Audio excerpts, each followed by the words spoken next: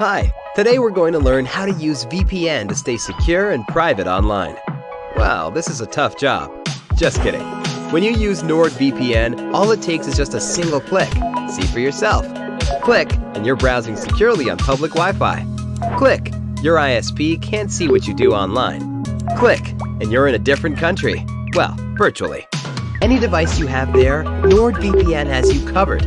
Everything else is just details. But if you care to know more, NordVPN has more than 5,000 servers all over the world. It protects your sensitive data with advanced encryption, shields you from malware and phishing sites, and keeps no logs of your online activity. Click link in the description and get 68% discount for your first order. Using appropriate terminology. Talk about the materials used. A variety of different materials can be used to make art, and each of these materials will create a different visual effect. For example, sculptors can use stone, marble, wire, or wood to create their art. Similarly, painters can use watercolors, oil, chalk, and pencil. When you are looking at art, comment on the materials or medium used to create the image. If you can't identify them, look at the label. Identify the style of art. In order to sound knowledgeable while discussing art, learn to identify the style of art. For example, some common and recognizable styles include abstract, realist, expressionist, surrealist, or impressionist. A piece of art that uses realism can be easily identified because the artist attempts to create an image that looks real, almost like a photograph. Alternatively, an abstract piece of art does not attempt to mimic reality, and instead can include random splatters of paint or lines to create a thought-provoking image. Visit museums which often group art by style. You may find yourself in a room of surrealist paintings, for instance. Consider the content. The style of art can also be described by looking at the content of the image. For example, learn the differences between portrait's image of a person, landscape's image of a place, or still life image of an object, works of art. Familiarize yourself with common descriptive terms. It is also a good idea to know some descriptive words that you can use while describing art. You can use them to describe the mood of the painting as you perceive it. Dynamic, intimate, suggestive, challenging, challenging. Check the time period of the piece. You may have heard of Renaissance art, modern art, or Cubism before. These are a few different time periods and movements within art history. To talk about a work of art, check its time period. Consider how the historic moment impacted the way that art was created. Consider the movements that were happening at that time. For example, Cubism was a type of modern art that was developed in the early 20th century. Artists, such as Picasso, departed from the romantic and realistic artwork of the late 19th century and began creating more abstract images. Think about any major world events, such as war, that may be reflected in the piece. Consider what was taboo at the time and place the art was made. Works that may not seem shocking now might have been then, or vice versa. Discussing the content of the image, talk about the composition and placement. Composition refers to the ways in which objects or shapes are arranged within a work of art. For instance, shapes may be placed near each other, overlapping, spaced apart, or arranged in a pattern. This influences the order in which you observe parts of the painting. One way to notice things about the composition is to see where your eyes go naturally when you look at the painting. For example, you could say, "I'm seeing that the artist has painted bright lights around the figure of the baby.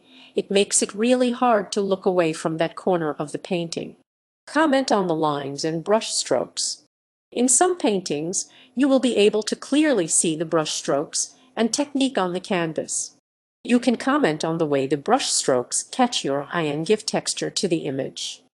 At other times, paintings can look smooth, almost like a photograph. In this case, the artist is likely going for a real-life effect.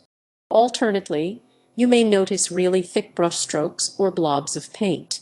You can comment on the sculptural thickness of layered paint. Notice the colors and contrast. Color is another important element in art and can be used to capture your attention. Colors can create a contrast between light and dark or complement each other in a visually stimulating way. When talking about art, discuss how the color makes you feel and what you think it communicates. Assessing artwork. Avoid delivering unnecessary judgments.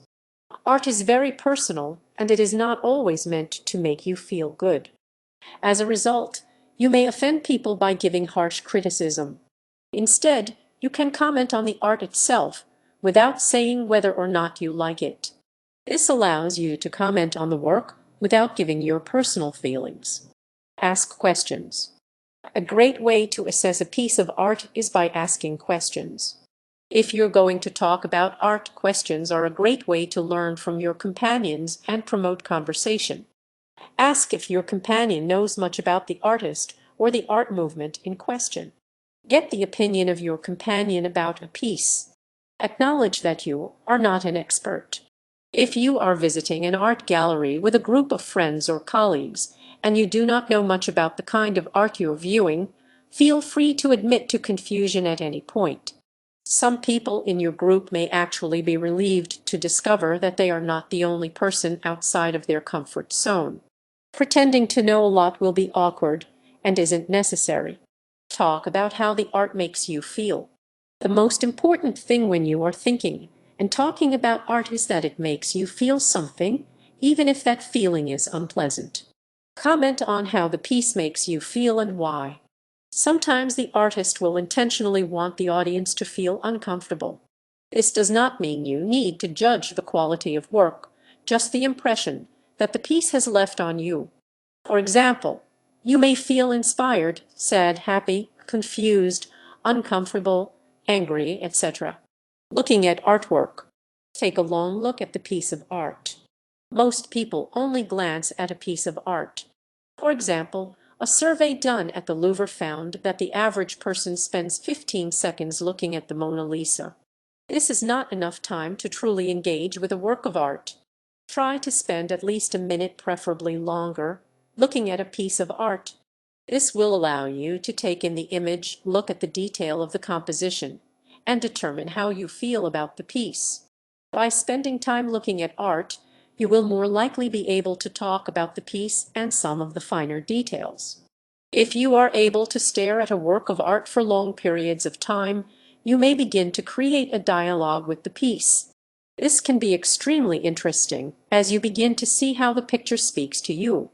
Read the title and description of the piece.